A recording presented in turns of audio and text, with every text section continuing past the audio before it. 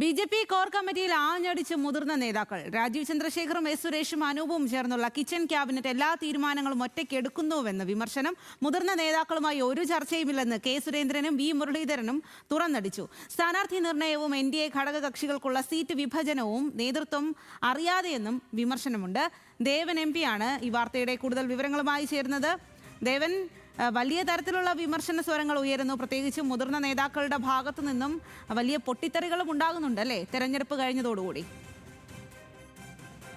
ഈ തെരഞ്ഞെടുപ്പ് അവലോകനം ചർച്ച ചെയ്യാനായി ബി.ജെ.പി തിരുവനന്തപുരത്ത് വിളിച്ചു ചേർത്ത സംസ്ഥാന ഭാരവാഹി യോഗത്തിലും ഒപ്പം തന്നെ കോർ കമ്മിറ്റിയിലുമാണ് നേതൃത്വത്തിനെതിരെ രൂക്ഷമായ രീതിയിൽ വിമർശനം ഉണ്ടായിരിക്കുന്നത്. പ്രത്യേകിച്ചും സംസ്ഥാന അധ്യക്ഷൻ രാജീവ് ചന്ദ്രശേഖരനും ഒപ്പം തന്നെ സംസ്ഥാന ജനറൽ സെക്രട്ടറി എസ് സുരേഷിനുമെതിരെ രൂക്ഷമായ ഭാഷയിൽ തന്നെയാണ് ബി.ജെ.പിയിലെ മറ്റ് മുതിർന്ന നേതാക്കൾ പ്രതികരിച്ചിട്ടുള്ളത്.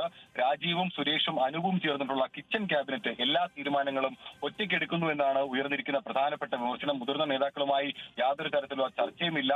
പ്രത്യേകിച്ചും കഴിഞ്ഞ ദിവസം മഹിളാ മോർച്ച സംസ്ഥാനത്ത് നടത്തിയ സൗജന്യ യാത്ര, കെ.എസ്.ആർ.ടി.സിയിലെ സൗജന്യ യാത്രയെ ബന്ധപ്പെട്ടുകൊണ്ടുള്ള സമരം പോലും യാതൊരു കൂടിക്കാഴ്ചയോ അല്ലെങ്കിൽ മുൻ തീരുമാനങ്ങളോ എടുക്കാതെ പ്രത്യേക താല്പര്യത്തിന് പുറത്തെടുത്ത ഒരു തീരുമാനമായിരുന്നു എന്നാണ് വിമർശനം വരുന്നത്. അത് മണ്ടൻ തീരുമാനമായിരുന്നു എന്നുള്ളൊരു രീതിയിലാണ് ചർച്ചയിൽ കാര്യങ്ങൾ ഉയർന്നു വന്നിരിക്കുന്നത്.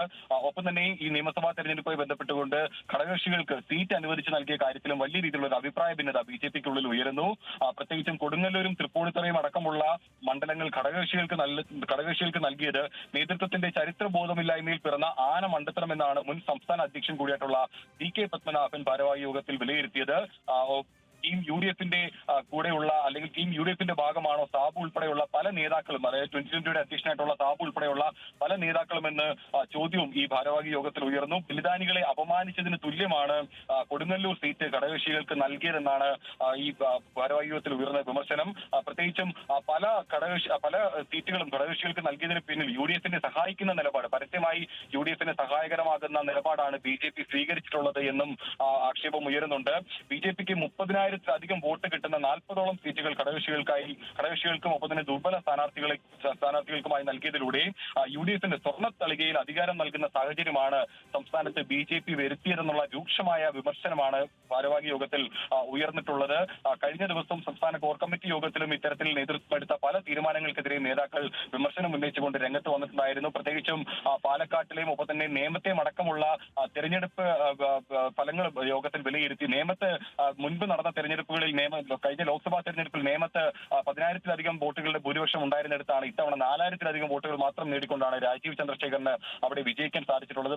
അതേപോലെ തന്നെയാണ് പാലക്കാട് ശോഭാ സുരേന്ദ്രനേറ്റ പരാജയത്തിന്റെ പിന്നിലും ഒരു വിമർശനം ബി.ജെ.പിക്ക് ഉള്ളിൽ ഉയരുന്നത്. ആദ്യഘട്ടത്തിൽ തെരഞ്ഞെടുപ്പ് സമയത്തിൽ പാലക്കാട് ഉണ്ടായ സംഭവവികാസങ്ങൾക്കെല്ലാം തന്നെ പിന്നിൽ പ്രവർത്തിച്ചവരെ പ്രധാനമായും കണ്ടെത്തണം. അതിനുള്ളിൽ ബി.ജെ.പിക്കുള്ളിൽ നിന്ന് പോലും ചില ശക്തികൾ പ്രവർത്തിച്ചിട്ടുണ്ടോ എന്നും പരിശോധിക്കേണ്ടതുണ്ടെന്നും ഒരു ആരോപണം ഉയരുന്നുണ്ട്.